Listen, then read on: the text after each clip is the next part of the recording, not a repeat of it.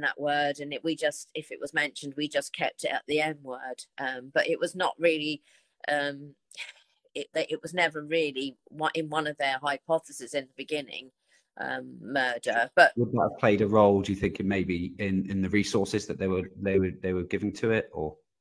I think they thought because of Georgina like going out, and you know, if she didn't have her children, she would go off and stay with friends, because she just didn't like to be by herself. And I was out a lot. I worked an awful lot, and had sisters, they all worked and they went to their boyfriends and things. So she didn't like staying.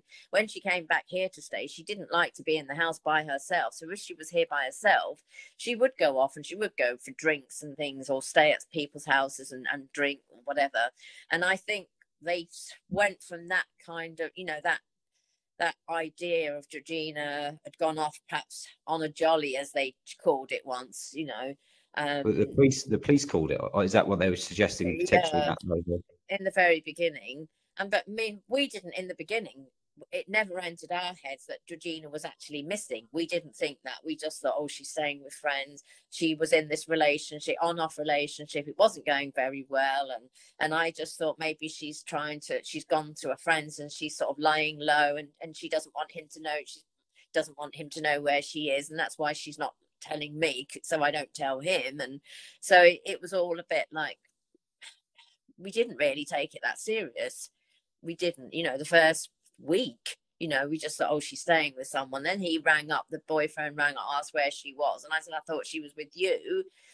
And it was all of a sudden, then it's like, well, where is she then? And then we started like taking lists of all her contacts on Facebook, on social media, me and her sisters, and trying to contact these people. Have you seen Georgina? And when was the last time you saw her? And then we started phoning around hospitals, just in case she'd had an accident, and nobody knew where she was. But at the time, we never thought, oh, Georgina's missing, we need to phone the police. I thought just phoning and saying she hasn't been home would have been classed of wasting police time at that time,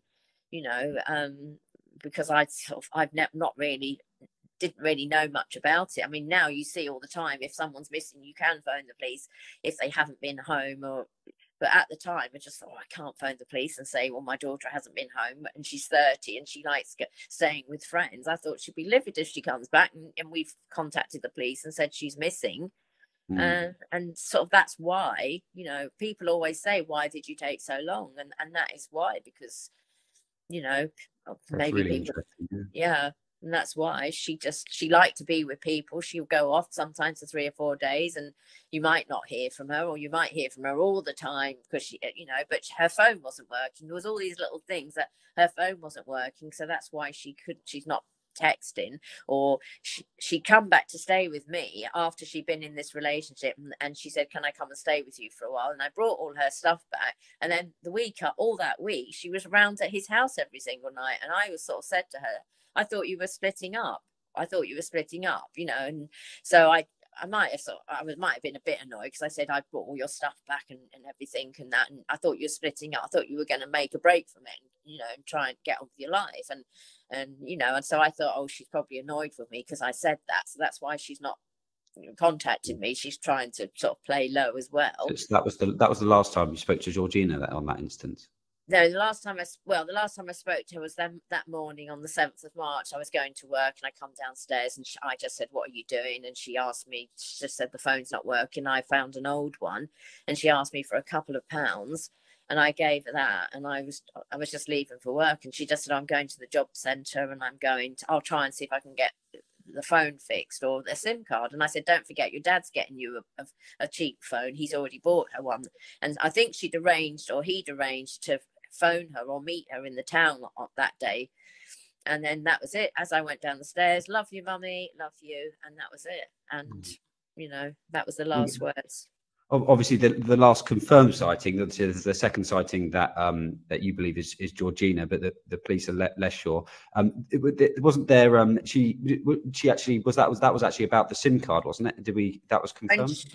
When she went into Clifton Road store, the shop owner, he said that she'd asked about SIM cards, and where she'd actually taken the phone out of the bag. Was people always say why she was getting all this stuff out. Well, when she was at my house, she took her phone apart and she was saying this, you know, it doesn't work properly and that. So then I gave her this old phone, and then she took the back off that and the SIM card off that. That didn't fit into her phone.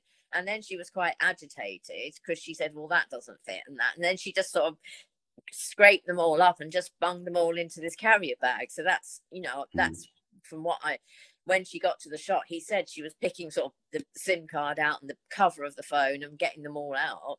And she looks in great spirits. That's her just high-fiving the person behind the, and she looks in very good spirits in the CCTV.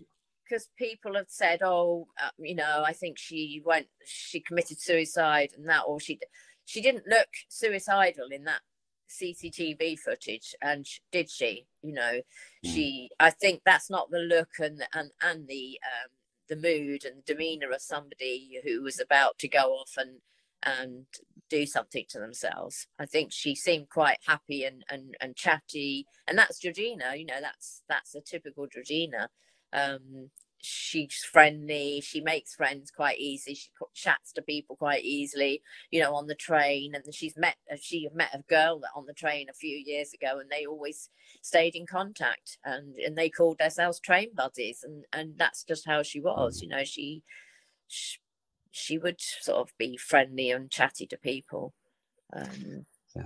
So I just want to just a question here in terms of we obviously spoke about some of the failings of Sussex Police in those opening stages, and I know obviously as a reporter covering this case that Sussex Police's attitude, sort of the public-facing attitude towards the case, has certainly changed over the years. You know, the senior investigating officers there, every anniversary, they put something out. We had